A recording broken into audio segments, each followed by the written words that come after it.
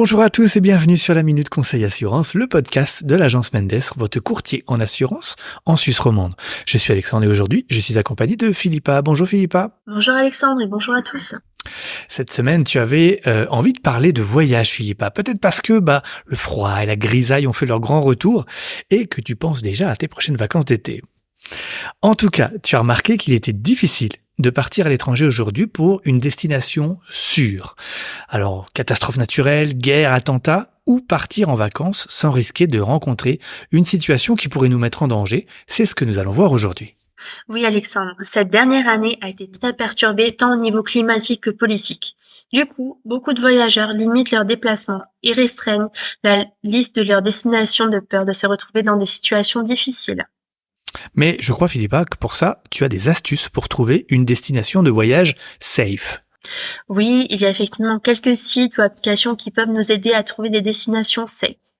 Vous avez certainement déjà entendu parler du ranking des pays les plus sûrs. Tous les ans, l'organisation Vision of Humanity sort son Global Peace Index, une liste des destinations les plus sûres du monde. Vous pouvez ainsi connaître le niveau de sûreté et de sécurité, les risques de conflits nationaux et internationaux en cours et le degré de militarisation des pays. Vous pouvez également vous informer sur le site du département fédéral des affaires étrangères si la destination de votre choix est sûre.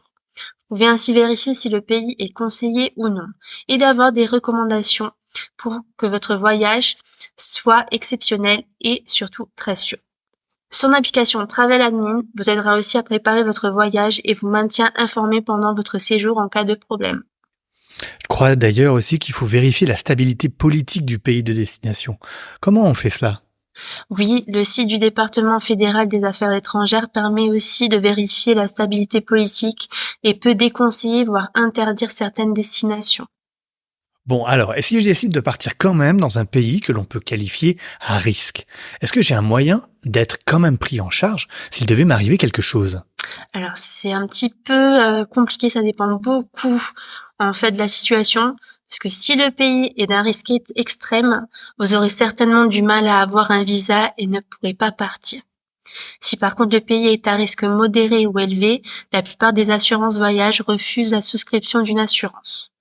Le mieux est d'avoir une assurance voyage annuelle, telle que celle de la Voyage Assurance, plutôt qu'une assurance voyage temporaire. Votre assurance étant déjà activée, vu qu'elle est actuelle, votre séjour est alors assuré dans le cas où l'événement politique survient après avoir fait votre réservation. Donc là, vous aurez bien compris, notre partenaire La Voyage met notamment à disposition des voyageurs le portail Safe Travel pour vous suivre tout au long de votre séjour. L'enregistrement proactif de vos déplacements permettra de savoir exactement où vous êtes en cas de situation à risque. Il sera alors plus facile de vous sortir du pays.